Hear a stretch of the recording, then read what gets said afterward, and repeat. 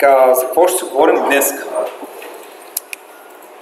На предната лекция така малко вече трябва да са ви загатнали колегите, че някакви такива сравнително common sense, сравнително общи приказки едва ли не ще си говорим в този целия курс, но така както е common sense, така както са общи приказки, много често ще се усети как въобще този common sense, въобще не се замисляте да го прилагате, смислено ли това, не е смислено, въобще не си задавате въпроси, трябва ли да се прави дадено нещо, което ще го покажем или не, така че това, което аз надявам да имате като take away от този курс и като цяло, като мине курса, нали, ще си кажете, не те не занимаваха тук няколко лекции с някакви мега тривиалните много неща, но важното нещо е да се замислите за тях.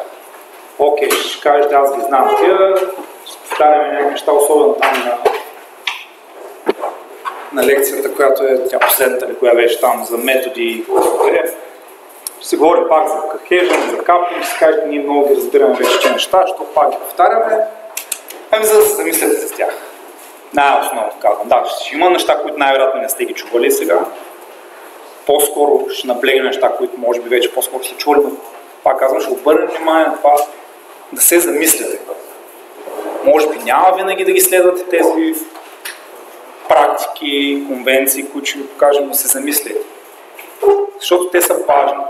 Да, всеки екип ще си има някакви негови си стереотипи, ще се прави нещата, както той си ги знае, на ниво компания, на ниво екип, на ниво човек, всеки си знае общото и се преценява какво иска да прави. Но важното е да се замисляте и да знаете, че съществуват такива неща. И въпреки, че са common sense, по някакъв път някак се казва, човек като някой дигна моя ръка, да се казва история, като нали, говорим си уж за common sense, всъщност цялата работа е, че да, тривиални са, но просто не се замисля човек за тези неща. Това е важно. Замислете се и по възможност ги правете колкото се може по-често. Тези неща, за които ще се говорим. И по-конкретно днес ще говорим за naming identifiers. Всъщност те днешната, както и предната, както и следващите лекции, също ще бъдат две отделни презентации, през които ще минем. Ще се стараем да бъдем максимално сбитички, както казахме. Не са и най-увлекателните тези лекции. Така че ще гледаме да сме малко по-сбитички, за да не загубим на бързо интерес на всички от вас. Но ще бъдат две лекции. Първата ще бъде за naming identifier, втората е за документациите в кода. Документиране на кода, какво значи това, къде да пишете документации, какво означава документациите като цяло, коментари като цяло, къде пишете, що пишете, пишете ли въобще. За такива неща ще се говорим. Това е втората презентация. Тая първата изглежда малко дълга, 49 слайда, сега ще видим колко и какво ще си говорим от нея. Така, naming identifiers, ще си говорим как да именуваме всичко. От променливи, през методи, през класове, през проекти, през всичко. Нали? На няколко пъти в различните лекции и курсове питахте, нали, примерно, това как да го кръстя, къде да го сложа, как да се организирам проекта, така че да следва някакви добри практики. Тук ще заченем една известна част от тези въпроси и ще им дадем някакви отговори. Така, какво по-конкретно ще се говорим? Някакви общи naming guidelines ще се изговорим. Какво ни дава тази практика да пишем добри имена на нашия код, най-общо казано. Защо да го правим? И след това по-конкретно ще видим за конкретни класове, за интерфейси, за типове, делегати, щуроти, каквото има. Ще минем през основната част от синтакса, който сте виждали, който сте изписали до момента за различни неща в C# конкретно. Тук там ще има и някакви вметки така за по-любознателните и за други езици. Тях няма много да ги обсъждаме, така за вас, да си имате един-два слайда да видите и в Java как било, в JavaScript. Те от вас, които карат курсовете за JavaScript, там колегите се надявам, че се стараят да ви обясняват как се правят нещата. На този курс няма да си говорим за JavaScript. Ще има някакви слайди, но няма да е основният топик. така. Продължаваме с C# и .NET. Имаше даже във форума някакъв въпрос дали и в изпита дали ще се включват някакви въпрос за JavaScript. Не, няма да има въпрос за JavaScript. Само за C# и .NET ще ходят. Така. И така, именуване на методи, променливи константи, като цяло naming guidelines. И сега почваме с някакви general guidelines. И това първото е доста така common sense, да. Говорим с тук английски, хубаво е да знаем, нали, че иначе трудно ще се оправяме, защото литературата била написана на английски. Хубаво и кода някакси така да го пишем по възможност на английски. Що? Някои ще поспорят дали е най-използван език в световен мащаб, защото имало някакви там милиард и половина китайци и някакви други там индийци, дето не говорят точно на английски. И да, факт е, че в Китай и в Индия много се пише код също и възможно е там да не използват английски, защото те са само отделен свят, такъв и си правят каквото си искат. Но като цяло най-приятия и най-използвания поне на думи, на приказки език е английския. И основната причина, която аз бих изтъкнал е, че най-много, не че съм търсил дали има китайска литература, но най-много литературата и материалите, това, което ще срещате, ще бъде на английски език. И съответно, предвид, че така като стандарт е наложено да се използва английски език, е добре и вие да го правите. Не, че няма да се компилира код. Не, че не сме получавали, като бях едно време в DevTools дивизията, като пишехме контроли и компоненти за различни платформи. Не, че не сме получавали съпорт тикети от клиенти от Испания на испански, от Франция на френски език и стоиш такъв и се чуеш какво се случва.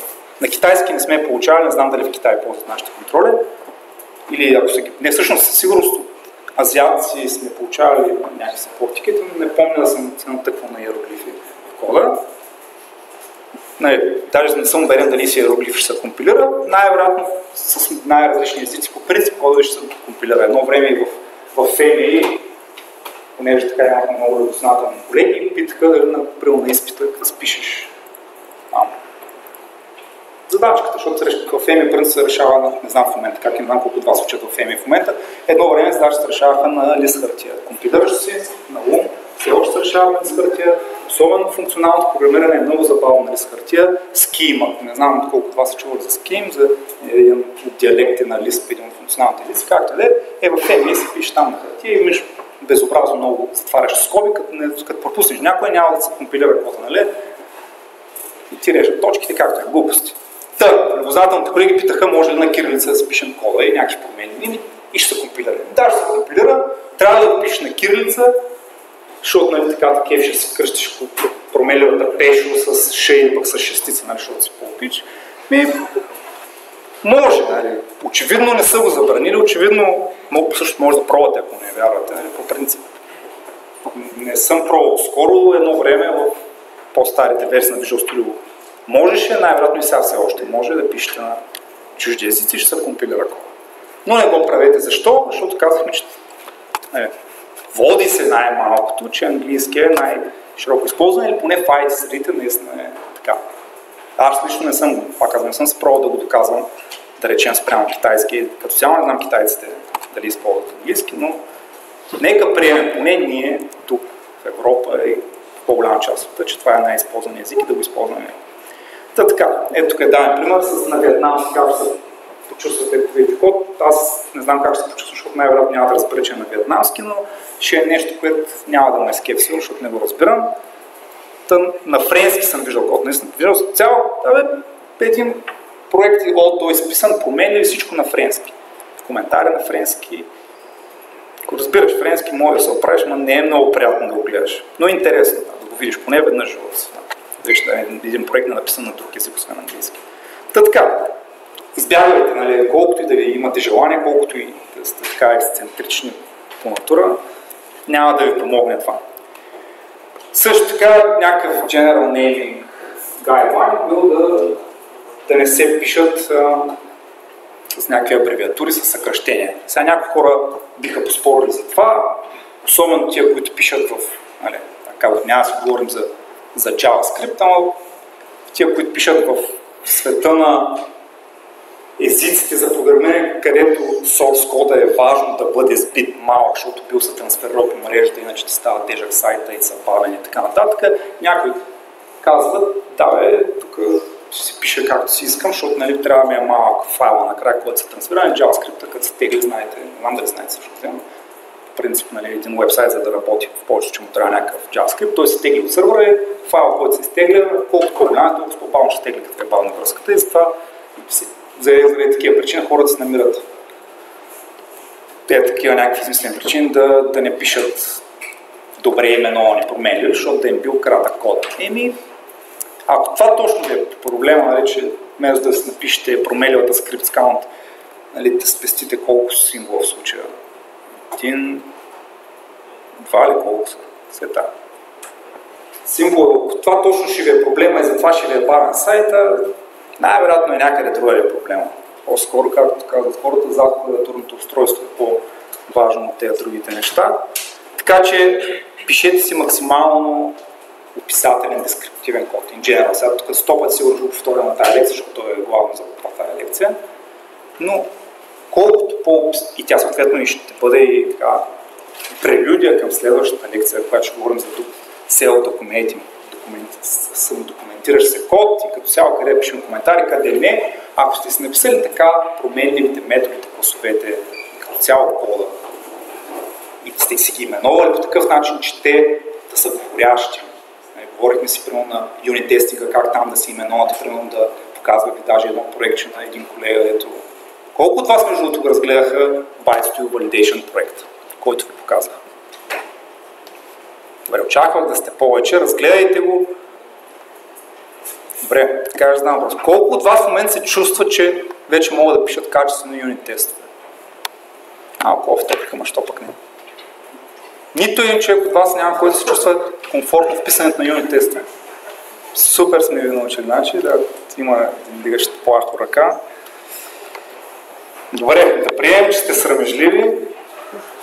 Ако не се чувствате, дай добре, за последен път, преди, поне за този курс, за последен път ще питам, колко от вас прочетоха от 1 до 4 и 8 глава на книгата за юнит тестинга? Добре, може би малко така се увеличавате. Ако се видим пак на втората част на този курс, може пак тогава ще ви питам.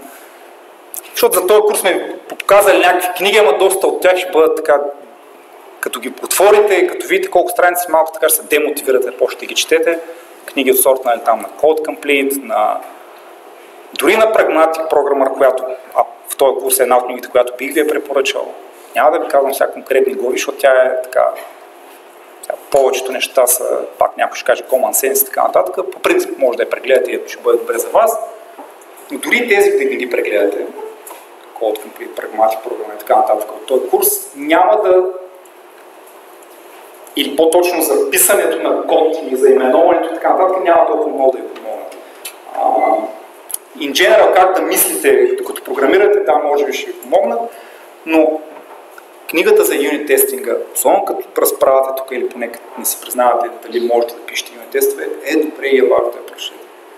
Off topic е в момента, някой няма за кефа, че пак им повтарям, ама сега ми се иска така да не искате повече да ме слушате, защото да повтарям едно също, но след време поне ще се сетите и ще кажете, че може би имаш и причина той да не го казва това нещо. Така, прочетете я. Какво си говорихме там? Ето, които не са гледали проектчето, което го каза за Byte2 Validation, разгледайте. Там човека, автора на кода, е писал самодокументиращ се, self-explaining код, който няма нужда и той съответно няма и да видите коментари в неговия код. Почти май нямаше никъде, като цяло няма никъде, защото те нещата са достатъчно ясно написани. Променливите са ясно именовани, методите са ясно именовани, няма съкръщения, не е пестил код, защото диалогата да му стане малко по-малка. Не е правил такива простоти, такива псевдооптимизации, дето повечето хора така изпадат в тях. Особено тия, които са то поне май няма много такива от вас в тази зала, които са били бивши състезатели по програмиране. Трябва да видите малко какво правят по принцип състезателите и какъв код имат желание, в какви неща изпадат, в крайности, защото там нали, трябва много бързо се компилира, не знам се какво ще роти, пак изтъкват някакви... По-скоро никой не ги е научил тогава да пишат по-къден код. Те правят обратното на това, което си говорим тук. Там кода, само те се знаят това, което са го написали, само те могат да го дешифрират, въпреки че може да бъде много по-ясно и добре описано какво прави даденото нещо и пак да го прави също толкова бързо и също толкова качествено.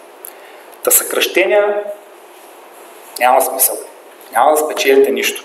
Пишете ги максимално описателни нещата, за да може и вие като си ги погледнете след време, сравнително бързо се ориентирате, а и някой друг като влезе и почне да ви гледа кода, да не ви изрежда цялата фамилия за няма нищо.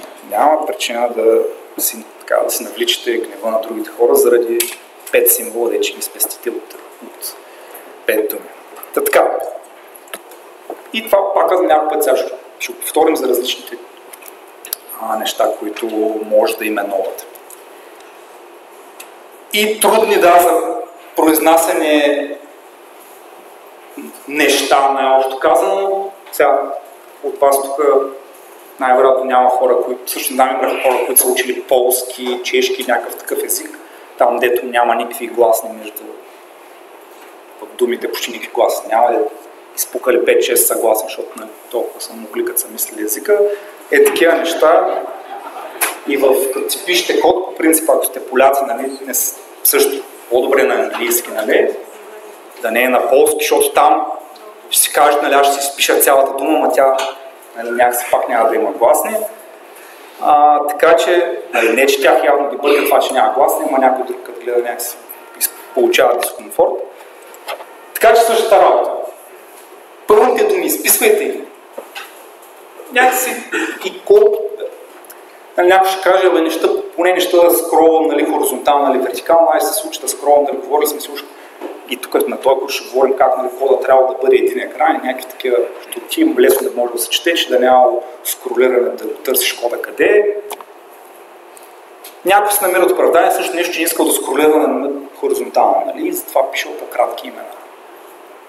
Булшит! Тъпотия на души, няма такова нещо. Това не може да е оправдание да не си напишете максимално описателно кода.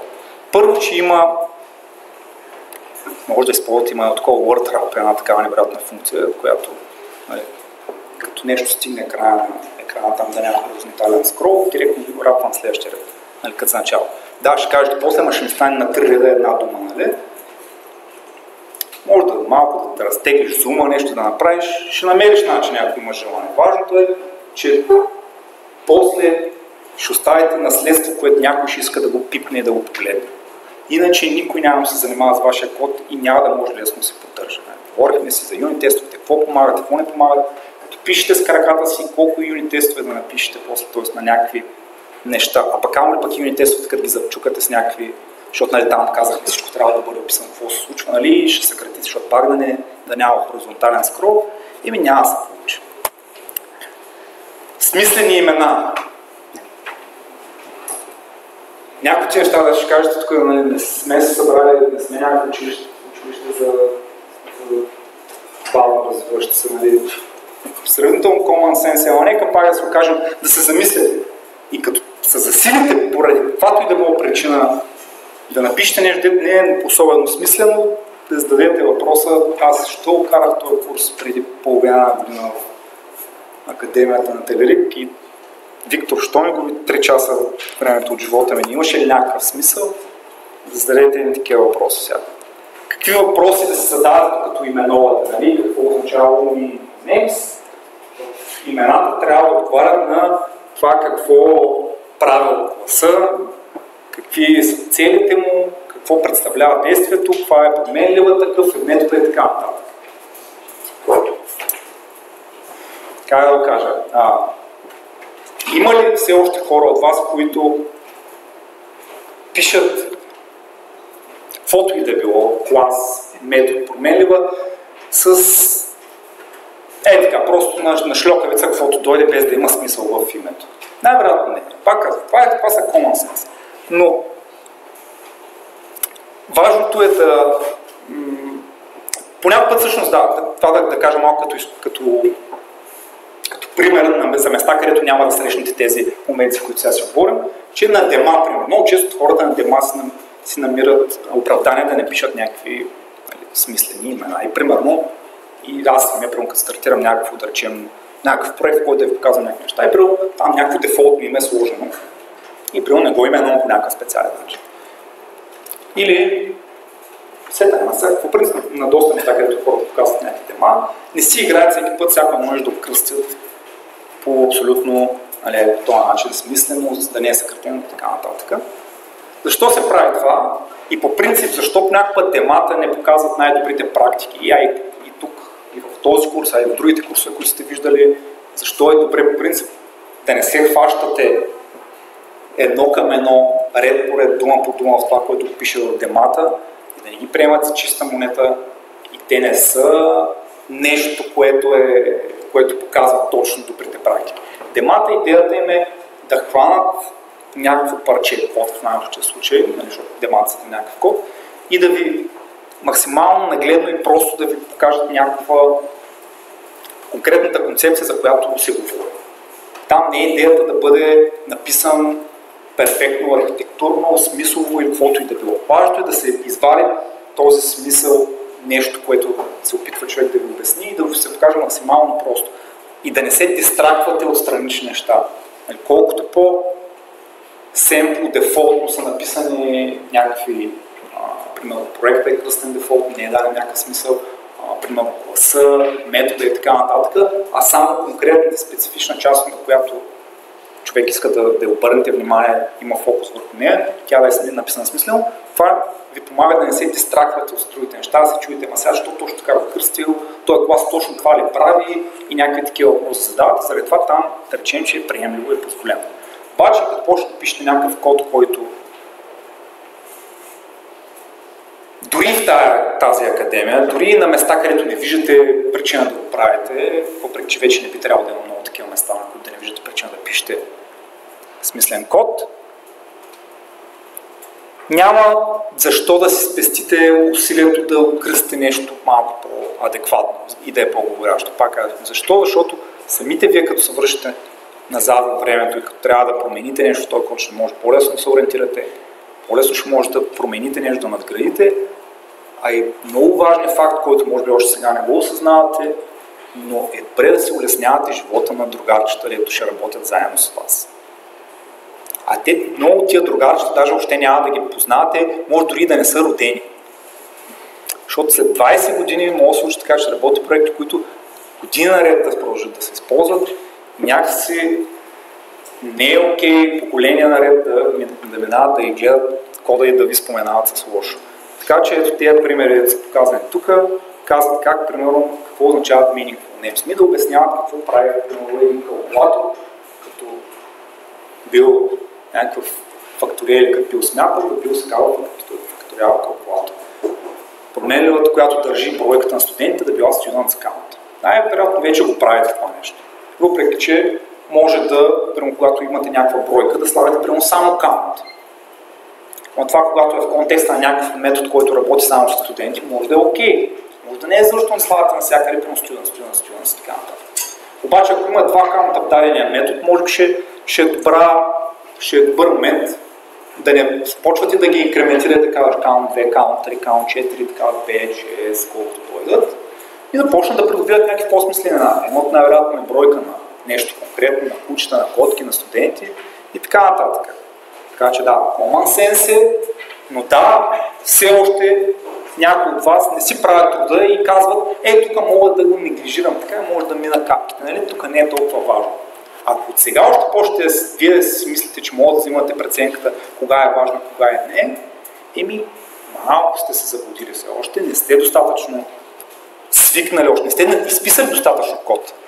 Знам колко от вас си броят редовете и там някъде си водят статистика колко реда код са изписали, както са чули, що е то код, думата код, или да речем от началото на академията. Повечето от вас уж нямате предишен опит, но и да имате предишен опит, да речем от началото на академията. Не знам колко от вас си водят статистика, но докато не изпишете ни 30 000, 40-50 до към 100 000 реда код, да взимате така преценка от сега и да си правите някакви неща, каквито вие сте преценили, пък ние сме оказали по един начин или някъде другаде хората, ето с години опит по блогове, по такова, дават ви акъл как да го направите и ви да решавате, те не са достатъчно адекватни тия хора, той ще ми казва, нали, аз как ще го правя, аз мога да се преценя. Най-вероятно има някаква причина да го казва това. Най-вероятно има причина сега тук да отделяме време и на тази презентация, въпреки че пак казахме common sense. Така че свиквайте. Значи, навиците, които човек си изгради още докато не е достатъчно обременен, защото с годините човек се обременява от различни хора, които среща, хора, с които работи, различни проекти, в които е инволван, обременява се. Да много да имате късмет още изначално да попаднете в добри екипи, в добри качествени програми за да работите и по възможност не написан с краката си legacy код, за да може да не се обременявате, защото колко, или поне да не се обременявате от рано.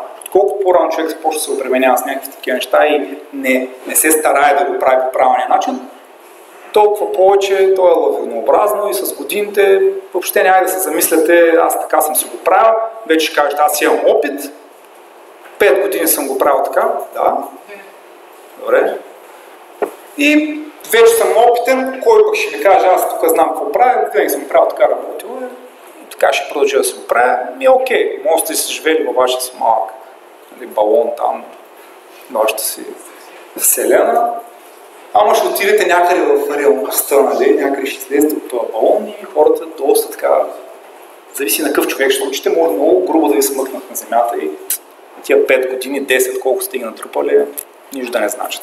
Така че свиквайте и си изграждайте добри практики, добри конвенции, които ви се опитаме да ви показваме тук. Още от сега. Не се...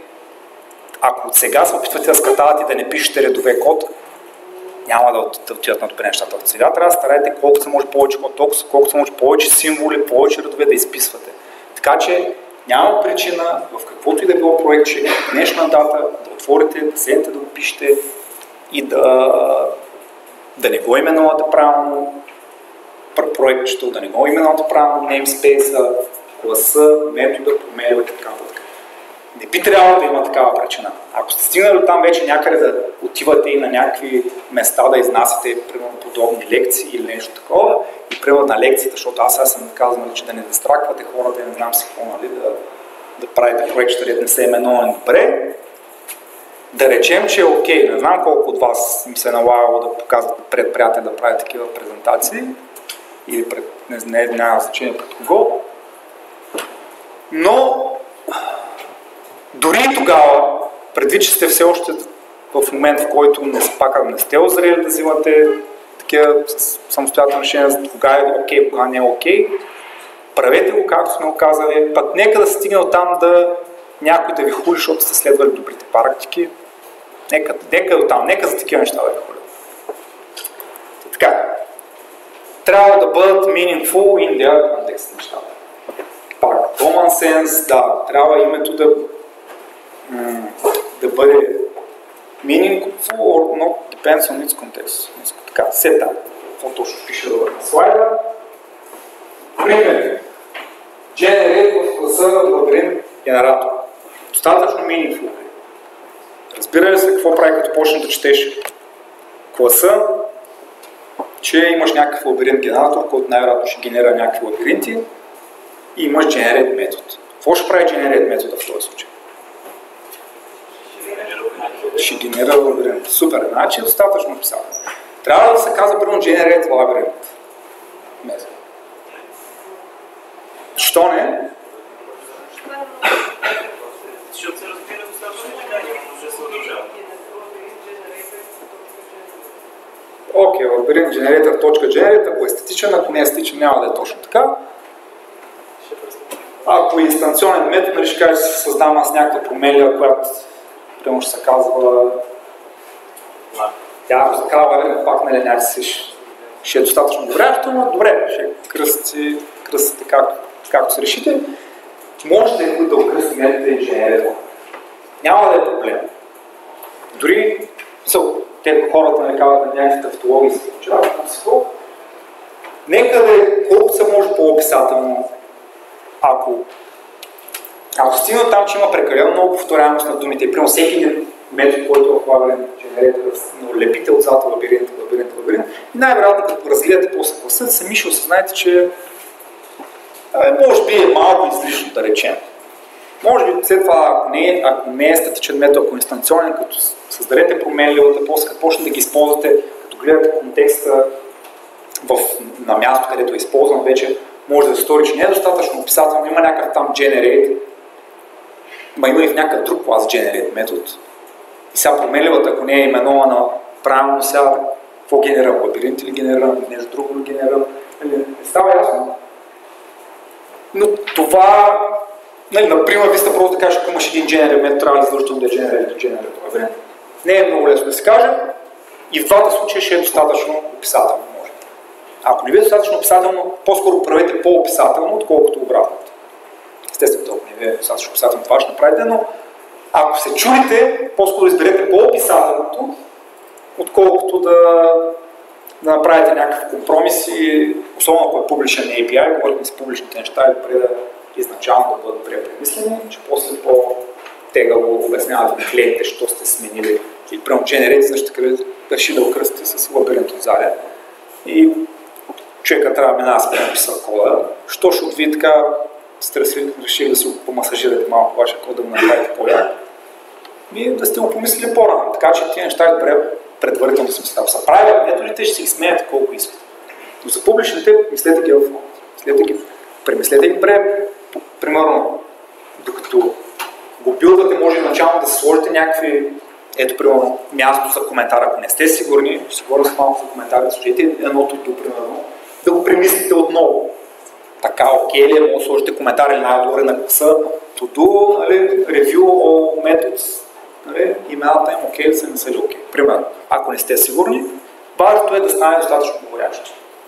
След това има депозит на акаунта, find на файл фаундъра, семантично в контекста изглежда достатъчно. Може отново на депозит, да се казва депозит from account, въпреки че и в акаунт класа.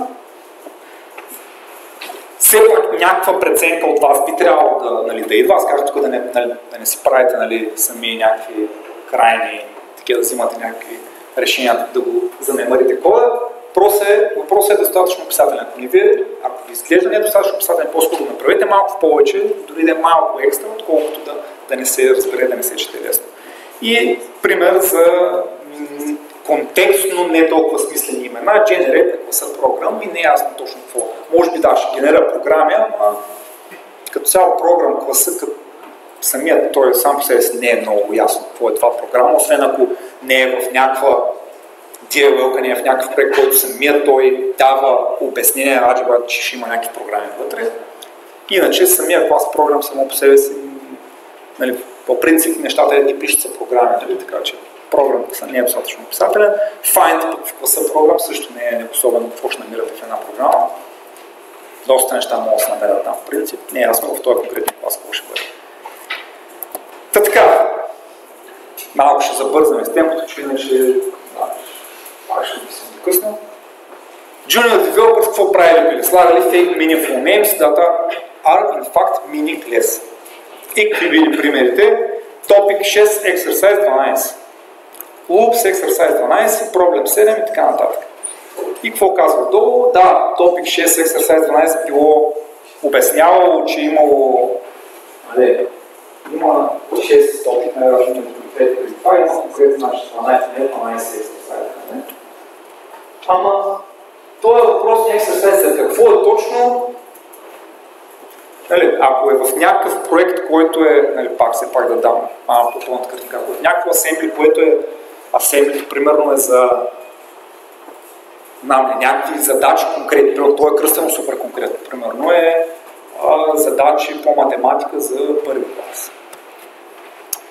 Може би тогава не е нужно да обяснявате, че това е задача по математика за първи клас и всъщност е от 6 топик, 12. Но най-вероятно ще има някаква тема, която ще върви това нещо с нея и е добре да опишете, защото иначе ще се чуди човек за какво и да рече. Какво се случва в този метод, най-вероятно или клас. Примерно това може да е клас, който се съдържа примерно всички неща, всички задачи, примерно от този, или по-точно тази задача, това ще е метод, да речем, или може да е и property. Това не е ясно, всяки неща може да е. Така че по-скоро това на мен ми бие, например, от презентация, точно примерно там имаш Console Application 1, 2, 3, за колко създава. Това по-скоро бие на нещо такова, така че да, пак казвам, ако правите някакви презентации, ако не искате да дистрактите хората от същината, която ще им показвате, примерно, ще им показвате какво им показвате. Знам, някой дизайн патърн конкретен. Сега дали ще напишете точно namespace, в който ще намира в класа, в който ще опишете, ще покажете демо на дизайн патърна. Ако искате фокуса да е в дизайн патърна, може би няма да има такава причина да го направите. Не, че пречи. Тоест, може да го направите, но ако тръгнете да го правите, поне го правите като хората и наистина да не се получи така, че да дистрактва аудиторията от това, което искате да им покажете. Така че ако ще го правите, поне го направите до края. Човек като се е хванал на хората, е хубаво до края да го играе. Така че по-добрият нейминг какъв бил. Тук Maximal Number Sequence, примерно. Сега достатъчно описателно ли е, ми зависи от контекста. Най-вероятно ще е достатъчно описателно, но може да има ситуации, в които не е. Така че тези неща, затова не казахме, да, някакви тривиални, някакви общо приложими, едва ли не и така нататък са, но зависи от контекста. Добре е да вкарате някаква преценка, сядате и четете кода. Ако кода като седнете да го четете ред по ред, файл по файл, е говорящо. Затова не казахме английски, харесали сме се английския. Хубаво да научите английски, ако все още не го знаете. Четете го кода, ако кода не ви говори, значи има проблем. Това е, накратко казвам. Повечето тук неща, да си говоря в тази лекция, се завъртат около това нещо. Пак се върнем за юнит тестове, да го кажем. Там затова ги слагахме. Имаше папка, която се казва там, примерно, като имате прямо същата папка горе в проекта, в който ще го тествате. Слагате такава папка, прямо тя е за, да речем, някакви extension methods, после слагате папка за класа, да си пише там името на класа.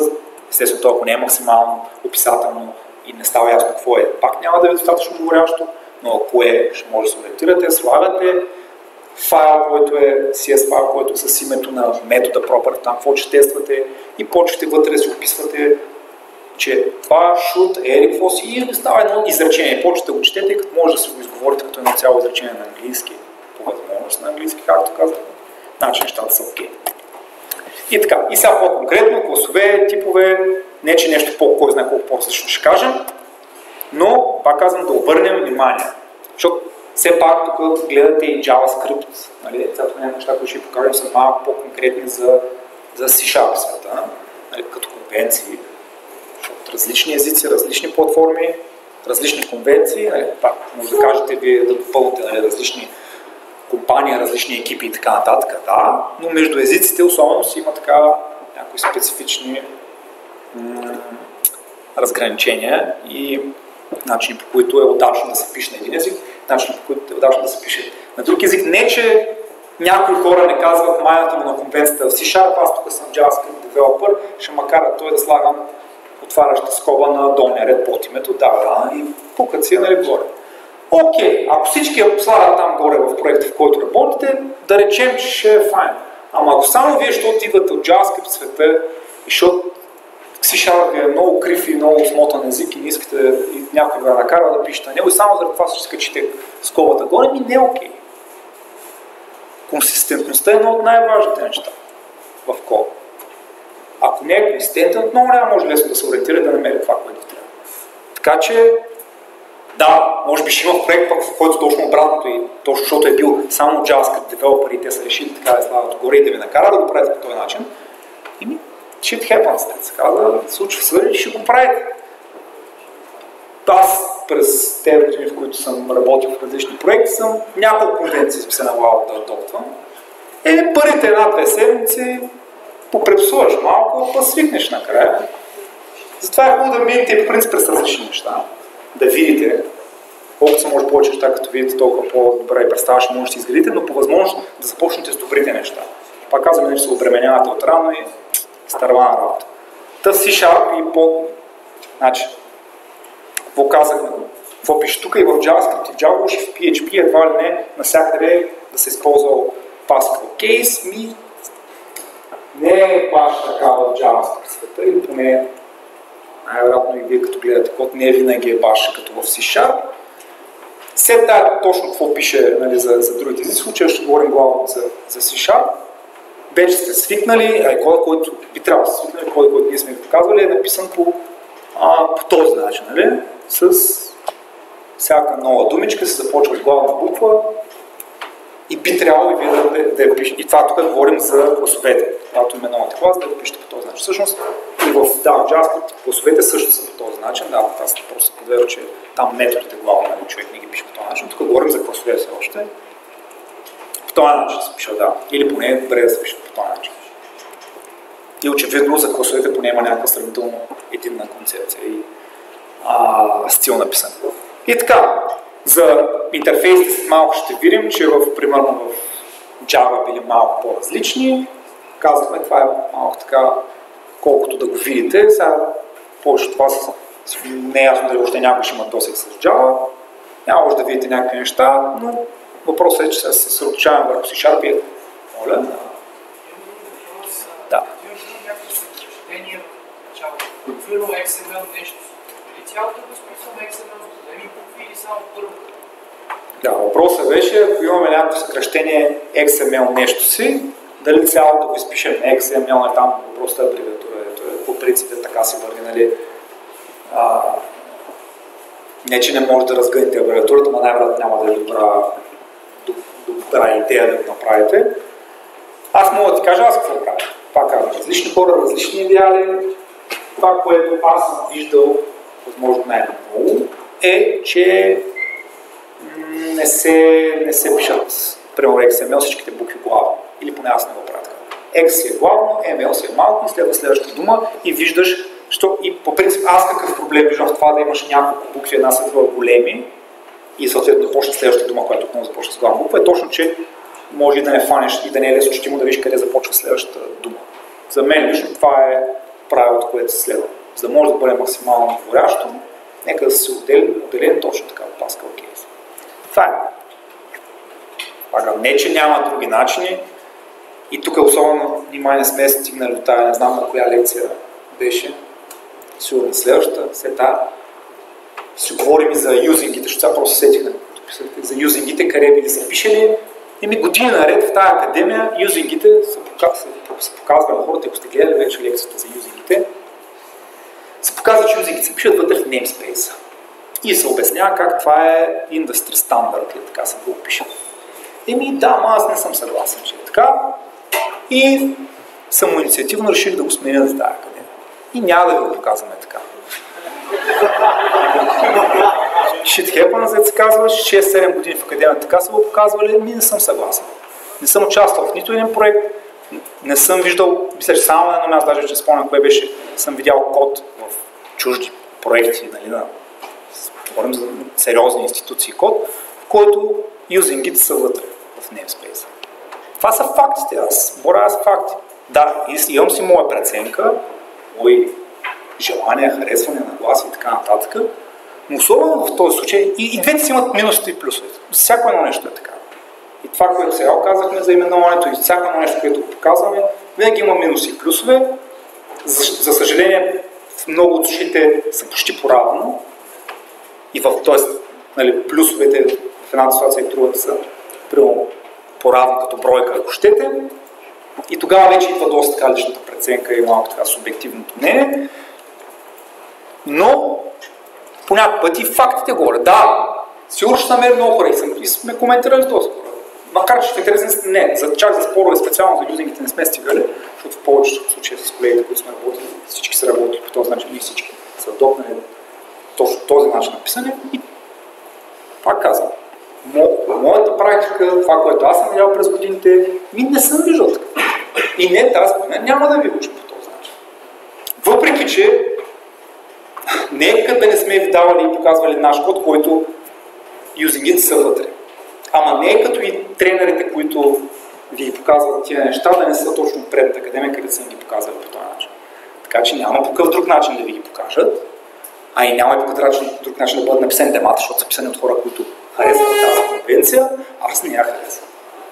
Това е положението, специално за това ще се съобразите в случая с моето мнение. Ако не ви хареса след време, аз съм виновен, нали, ако някой ви хули, ако обяснява колко е грешно юзингите да са вътре, значи сега точно не моят момент, няма да си обясняваме, може да отвори, може да прочете, нека да покажа достатъчно примери как хората ви изпълват вътре. По принцип, в повечето случаи, това, което аз съм взел, да не кажа 10, да не кажа 100%, вече не се прави. След тази ще стигнем до там, така че да не се очудите, да ви подготвя. Май не е минало, нали? Предния път не сте си говорили с това, нали? Малко да. Знаете, че ще се говорим с това нещо и че това е, което сме го сменили, значи, който е гледал видеото, да не се стресира особено.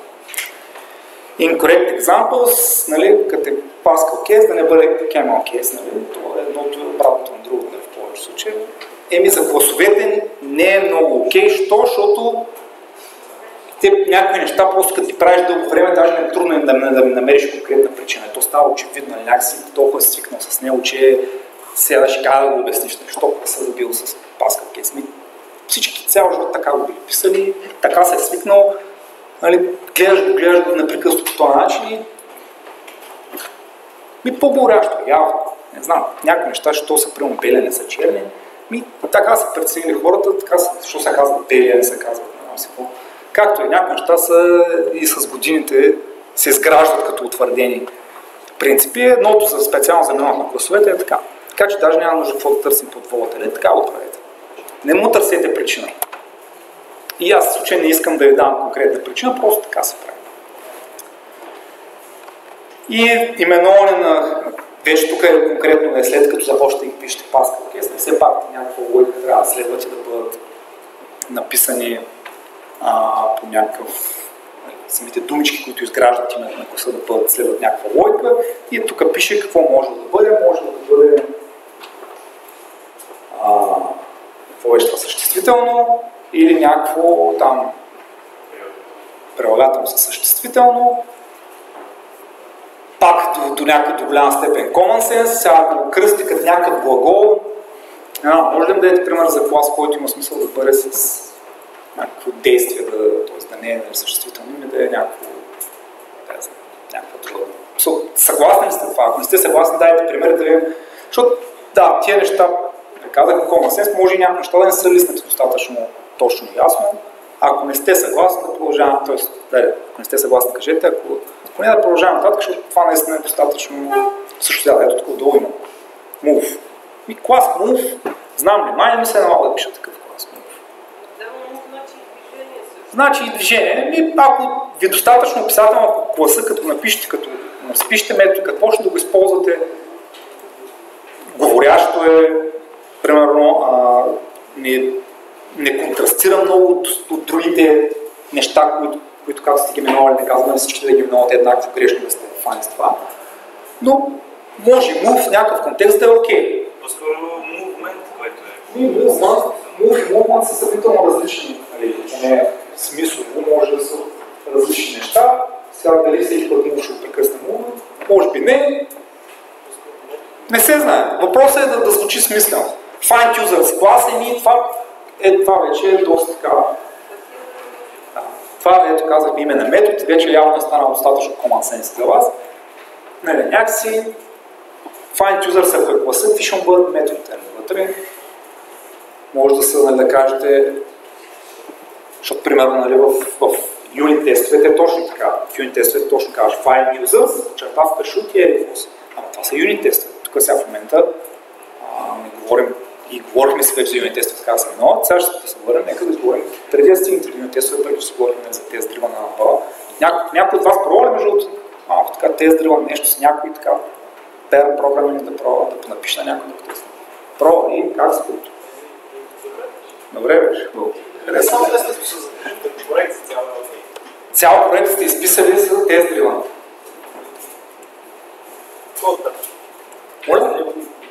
Тест дрива някъде. Супер, пробвайте! Аз ви казах всъщност да не пробвате. Защото да се върнем да не кажете, че не съм казал. Казах, че не сте готови още, но в изолиране, в такава защитена среда не пречи да го пробвате. Аз казах да не се впускате да го правите, да обяснявате някой как така се прави, защото не сте се научили още. Сами не дигнахте пред малко ръка да кажете, че мога да пишете юнит тестове. Казах, че няма да ви помогне тези 3 модула да пишете качествени юнит тестове. Това е факт. Така че научете се първо да ги пишете качествено, но пробвайте така да...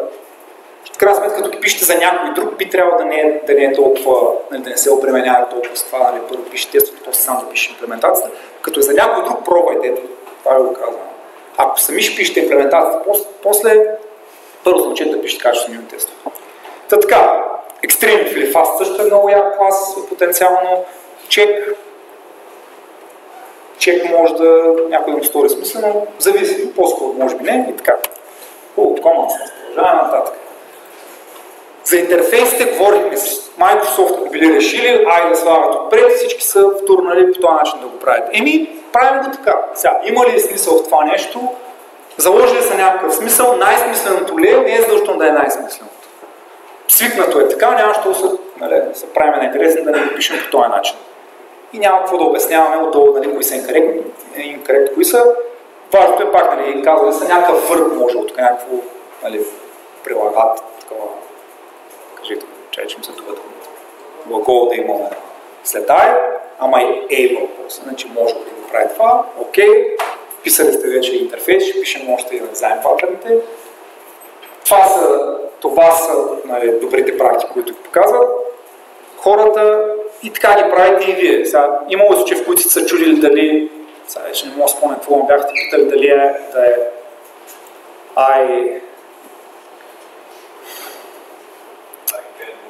I can, да, някакъв такива въпрос имаше. I can move. Да. И тогава говорихме, че защото ако кажа просто, че не е окей, трябва да дам алтернатива, зависи пак от контекста. Ако не сте сигурни, ако не може да го именувате, пробвайте да разпишете методите и вижте общия смисъл между всички тези методи. Поне за интерфейса и там не методи, там. Той е някакъв. Ако станат много нещата, значи най-вероятно не трябва да се в интерфейс. Там тръгне. Не е най-важно това. Ако сте кръстили окей, ма сте изпукали 100 неща вътре, няма да ви помогне това, че сте окръстили окей. Някъде друга да ще избие. Няколко интерфейса сте ги наблъскали в един методите. Така че обособете го, това е конкретно ясно дефинирано нещо, което ще се случва в този интерфейс, който ще дефинира тези неща, които се случват, и вижте какво е сечението и вижте дали сега, ако са неща, които може да се движи нещо, там за I can move, може да е iMovable, казахме, може да е дори само iMove, няма да следва отгоре тая щуротия, която е написана, така че може би iMovable е сравнително прилична алтернатива. В крайен случай, кръстете го I can move, но поне служете правилните неща вътре. Така че тези неща, които сега и показваме, няма да компенсират ОЛП курса, дете сте го карали, или Design Patterns курса, дете ще го карате. Няма да съжалея, няма да компенсират, колко и добре да се опитвате, колкото и добре да сте по-английски, няма да се получи. Така че само интерфейс лист не е окей, защото има даже и клас такъв, въпреки че е дженерик, не ще кажете, но ще му прави също дженерик интерфейс. След това iFast, нещо има. Би трябвало вече да ви бъгвате достатъчно неща и да не търсите задължително причина някаква, да сте ги свикнали достатъчно много да сте ги писали. Заради това казах, изпишете 50-100 хиляди реда код, че така да придобиете някаква рутина. Ако не сте ги изписали, не знам какво чакате. Но да, чекбокс също. Но пък iCheckbox има такъв пример. Така че за интерфейс сме си говорили, ето интерфейси в Java какво било, и нямало I отпред, защото не са го писали Microsoft. Не знам. Иначе и там щяха да работят I отпред. Това е същите работи, ама без I отпред, очевидно. Enumerations in C#. Тук какво било окей, кое не било окей, трябва да бъде или глагол, или съществително, или прилагателно, доста възможности. Сега, защо, някой може да каже защо те горе, може би са ясно защо са окей, а това тук отдолу той е color, защо не е окей. Някой? Защото нещата в... Защото по какво правя? Аз това първо чух колежката по нещо трябва да кажа. Защо? Не чух пак.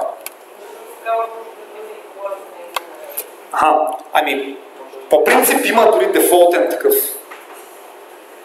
Също, Аз съм срещал често казвам, за да бъде честен пак също. Да. Color type. Не, color type не съм го срещал до сега и не съм го писал като color type. По-скоро съм го срещал като color и colors. Сега, трябва да бъде colors, нали, в множествено число. Тук пак доста може да се поспори и доста хора не са съгласни с едното, другите друго. Color type. Принципно може и color type. Ама тогава ще е добре всичко да слагаш type. Нали, поне да бъдеш консистентен. Нали? Ако слагаш type, значи най-вероятно и page формата трябва да е page формат type и така нататък. Ако ти е по-описателно, по-дескриптивно, ми покрай навсякъде type и да не се чудиш и веднага, ако я адоптнеш тази концепция, значи всеки път къде ще type, значи най-вероятно е enum, не е клас. По принцип може, да. Виждал съм enum, които са с type, нали, писани, но е добре, най-вероятно след това почти всички. В повече случаи след това би трябвало така начинено да изброява някакви неща и някакъв тип да изброява. Е добре тогава да сложиш поне всичките тайми. Така че тук по-скоро проблема е, че са с малка буква и не, в една не е прието, няма що пак да го обясняваме, просто не е прието в C# да се пишат с малка буква. Това е. Долу. Проблема е, че пък обратно, пък става с главно. Не, в името. И в името също не е окей. Има някои да се кефят да слагат подчертавки, аз отново не съм от тези, има някои да слагат подчертавки. Нали, сега не знам в тази лекция дали имаше за там, да, имаше за identifiers, нали, слагат се преди правило константите подчертавка отдолу, дълги години някой е фанал, така го е писал. Пак може да се спори окей ли, не е ли окей, аз не мисля, че има причина да слагаш подчертавки, където да било за именно на нещо. Така че, ако искате моето мнение, това е моето мнение. Индустри стандарт ли, пак може да се спори, както за юзингите, така и за повече неща, деца и говорим, да.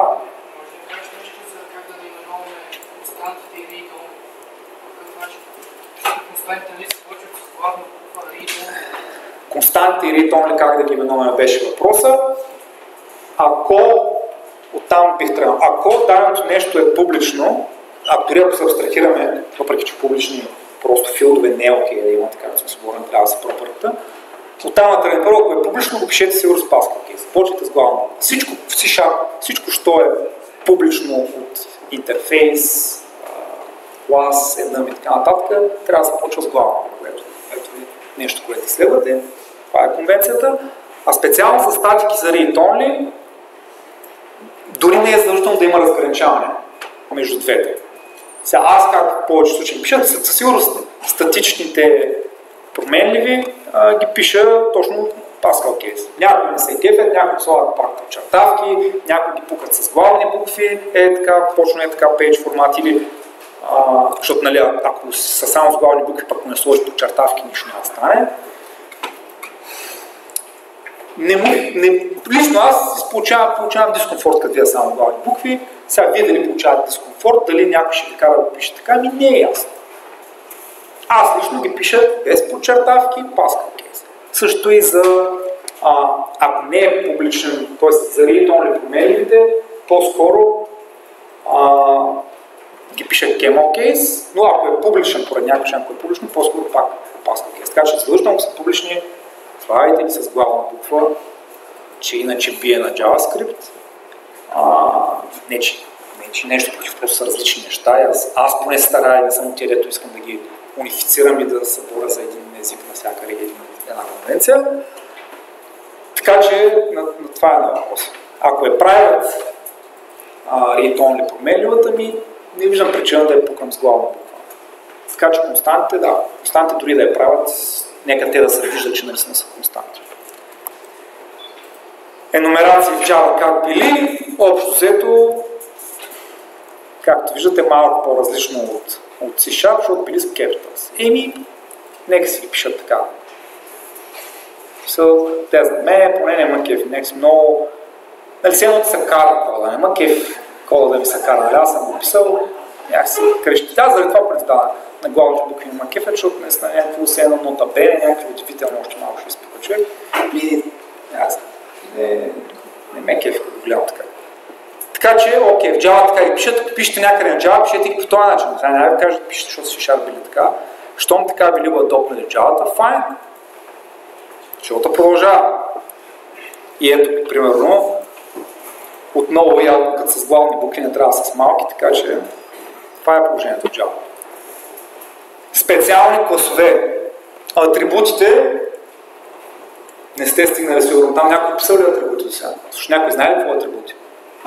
Знаете какво? Къде знаете какво са атрибути? Къде ви се налага да ползвате атрибути? Какво сме показали за атрибути в опит? Всъщност колко си говори в юнит тестинг?